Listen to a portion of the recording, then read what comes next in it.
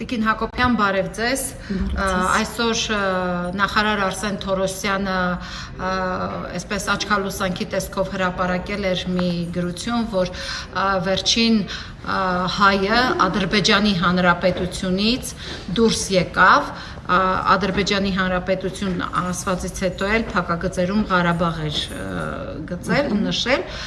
եւ քիչ առաջ էլ արդեն տեղեկացանք, որ գրել է թե բոլոր սոցիալական հարցերը կլուծվի ճիշտ այնպես, ինչպես 100,000 արցախցիների կենսական, սոցիալական հարցերը։ Դուք 23 թվականի բռնի գաղթված արցախցի եք Հայաստանում, ինչ սոցիալական հարցեր են լուծել, որ հիմա պետք է 11 հոգու նկատմամբ եւս լուծեն։ Ճիշտ ասած բավականին հուզիչ էր, որ աշխատանքի եւ սոցիալական հարցերի նախարարը նշել է, որ վերջին հայերը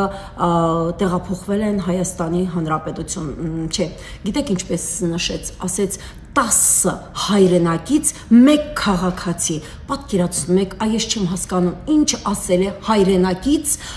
եւ ինչ ասել է 1 քաղաքացի, այդ քաղաքացին Հայաստանի Հանրապետության քաղաքացի էր, ապրում էր Լեռնային Ղարաբաղում, բայն հայրենակիցները, այսինքն ոնց ենք դիտարկում, Լեռնային Ղարաբաղի բնակիչները եղել են հայրենակիցներ, նույն հայրենիքից են, այսինքն նրանց էլ կարանք դիտարկել հիմա որպես Հայաստանի Հանրապետության քաղաքացի, թե ուղղակի հայրենակից, ուղղակի չեմ պատկերացնում, այ երկու հայկական պետություններ, չեմ պատկերացնում ուղղակի հայրենակից քաղաքացի, իրենք գոնե այդ բառերը վերծանել են, իմաստը հասկանում են, որ օգտագործում են, թե ոչ, թե ուղղակի գործածում են հայրենակից, բայց ձեր հայրենակից 10 հայրենակիցները, պարոն Թորոսյան, Հայաստանի Հանրապետության անձնագրով չեն, ունեք որևէ որոշում, որևէ ակտ, որևէ ինչ որ, չգիտեմ, փաստաթուղթ, որով այդ անձնագրերը չեղարկված է, բացի այն, չգիտեմ, ինչ եք արել, որ արցախցիներին մեզ ճանաչել եք որպես ժամանակավոր պաշտպանության տակ առնված անձիկ, համենայն դեպս դուք ոչ մի փաստաթուղթ չունեք չեղարկելու մեր անձնագրերը ու բացի այդ մեր անձնագրերը Հայաստանի Հանրապետության սահմանից դուրս լիիրավ գործում են որպես ՀՀ լիարժեք քաղաքացիների անձնագրեր։ Հետևաբար ինչ ենք հասկանում այդ հայրենակից ասելով եւ դուք հստակ նշում եք, որ հիմա բուժօգնություն է տրամադրվում, դրա համար շնորհակալություն, որ իմ հայրենակիցներին դուք բուժօգնություն եք տրամադրում, այդ հարցը լուծում եք, կարգավորում եք, ապա նշում եք, որ նրանց շուտով մշտական բնակության վայրը կլուծեք։ Հետաքրքիր է, ոնց լուծել եք այդ 100,000-ը, այսինքն դուք հստակ արձանագրում եք, որ տեղափոխվածը 100,000 է, այդ առաջին հարցը։ Եվ երկրորդ հարցը, պարոն Թորոսյան։ Դե իրենց համար մարդկանց թիվը, որ հաշվում են, իրենք անգամ զոհերին պլյուս մինուսով էին հաշվում, չէ, իրենց համար իրենք լրիվ ունեն, տվյալները ունեն, չենք կարող ասել, որ իրենք չունեն։ Ուղղակի պահի դրությամբ չեք հասկանում, 100,000 է նշում, 150,000 է նշում, 120,000 է նշում։ Մի հատ հստակեցրեք, էլի տեսնենք, որքան էր հստակ մեր բնակչության թիվը, մենք չէ որ ունենք ամեն ինչ։ Ունեցել ենք նաև Լեռնային Ղարաբաղում, Արցախում ունեցել ենք։ Մի հատ մեր թվերը հստակ նշեք, հստակ հանրահռչակեք, մենք էլ տեսնենք ու ինչպես եք լուծել հետաքրքիր այդ 100,000 արցախցու ճակատագիրը մշտական բնակության հարցը իրոք լուծել եք կախման պատանդարու եք վերցրել Հայաստանի Հանրապետությունում 1768 ձեր վերջին տվյալն եմ ասում սերտիֆիկատից օգտված արցախցիներին, ովքեր ոչ թե օգտվել են բնակապահովության ծրագրից, այլ պատանդարու են դարել Հայաստանի Հանրապետությանը, որովհետև բնական է, դե բնավ Հայաստանի Հանրապետությունը չի պատրաստում լուծել բնակապահովման ծրագիր, բնակապահովման խնդիր, եթե այսքան վերջին այս ամսվա ընթացքում այսքան մեծ թափ առած իրենց այդ պարգևավճարների հարցը չլինի, երևի մենք էլ այսքան